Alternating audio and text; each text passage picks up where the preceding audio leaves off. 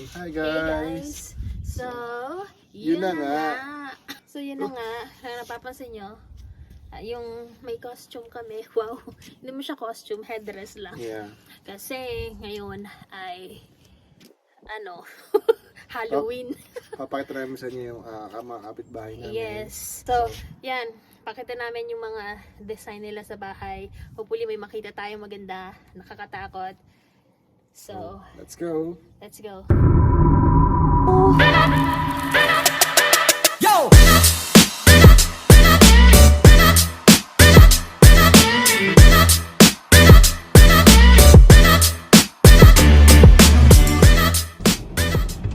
Ayun na nga guys, so palis na kami. Let's go. Tara! Yes. At tingnan natin kung anong makikita natin. Tapos click. May picture.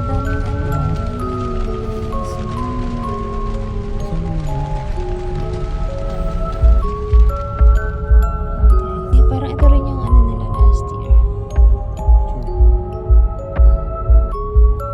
Okay.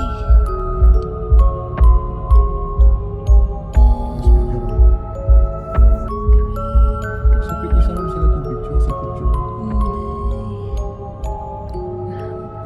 Scary. Very good. Scary.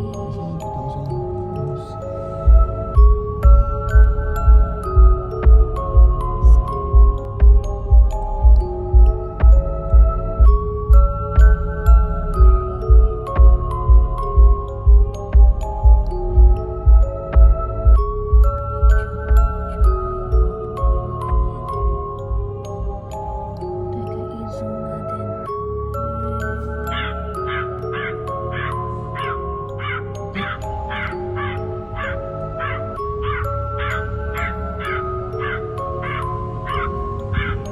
Ayan, guys, so kakauwi lang namin. We're done.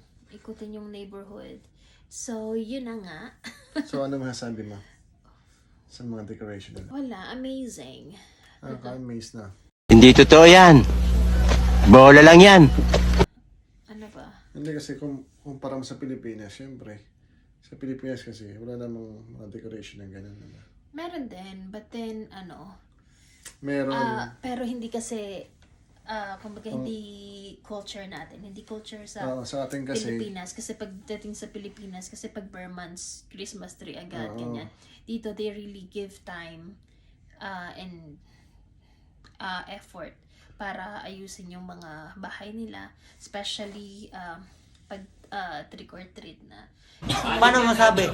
Thumbs Hindi, up tsaka for ano din. Manitoba people. kapag Halloween sa atin, pag undas, ang inaano sa atin, araw ng mga patay. So, ang preparation nila, mga sanicho, bulaklak, pandila. At saka sa atin, pag bare months na,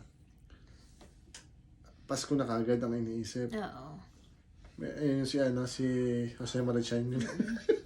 Yung nakasilip na agad. So, ayan, Ano pa na. yeah, but overall very nice kasi nga Ganda. yung effort nila is there. Nag-enjoy kami, hopefully.